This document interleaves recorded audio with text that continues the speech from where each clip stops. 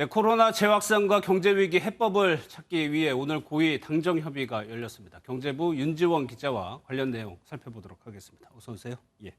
휴일에 고위 당정협의회를 열었다는 거는 상황이 그만큼 심상치 않다는 건데 먼저 코로나 관련한 대책부터 한번 살펴볼까요? 네, 한덕수 국무총리는 코로나 환자가 2배 이상 늘어나고 또 민생 경제 상황이 매우 어렵다면서 비상 대응에 나서겠다는 뜻을 밝혔습니다. 이 얘기 직접 들어보시죠.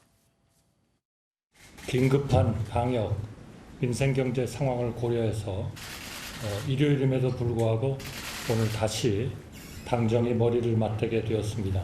정부는 민생 안정에 사활을 건다는 자세로 저와 장관들이 직접 현장을 찾아 네, 코로나19 재확산 우려가 큰데요. 정부는 코로나19 확진 30만 명을 대비해 병상 4,000개를 추가로 확보하고 내년 상반기에 94만 명분의 치료제를 도입하겠다고 밝혔습니다.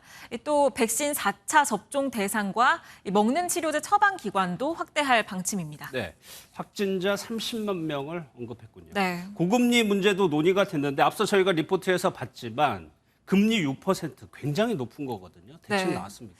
금리 인상으로 서민들의 이자 부담이 굉장히 큰 상황인데요. 이 정부는 4억 미만의 주택 소유자에 대해서는 변동금리 대출을 고정금리로 전환해주는 대책을 9월 중에 시행하기로 했습니다.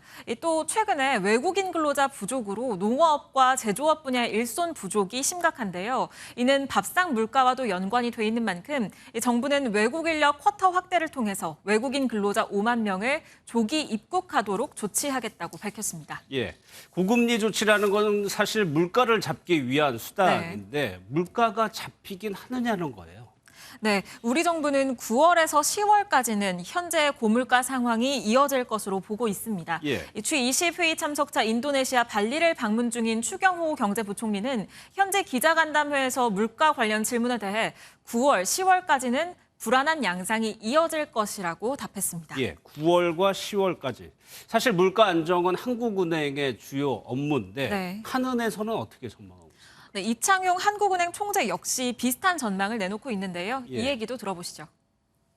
물가의 정점에 대해서는 저희가 지금 기본적으로 생각하고 있는 것은 3분기 말이나 4분기 정도를 정점으로 가고 그다음에는 약간 안정되는 모습을 보일 것으로는 생각하고 있습니다.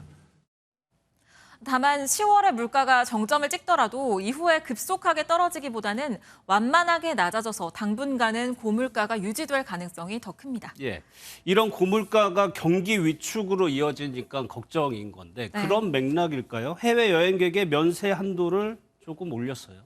네, 그렇습니다. 이 정부가 여행자의 휴대폰 면세 한도를 현행 600달러에서 800달러로 200달러 상향 조정하기로 했습니다. 이 면세 한도는 지난 2014년 이후에 쭉 고정돼 왔는데 8년 만에 상향한 건데요. 코로나19로 어려움을 겪어온 관광 산업을 활성화하기 위해서 내놓은 방안입니다. 이렇게 되면 주류 한 병, 향수 60ml, 담배 200개비, 그리고 기타 합계 800달러 이하의 물품까지 면세 혜택을 볼 수가 있습니다. 오는 21일에는 가중된 세부담을 덜기 위한 세제 개편 내용을 담은 세법 개정안도 발표될 예정입니다. 예, 코로나 확산세와 경제 위기 둘 다 잡아야 되는 상황입니다. 윤 기자 잘 들었습니다.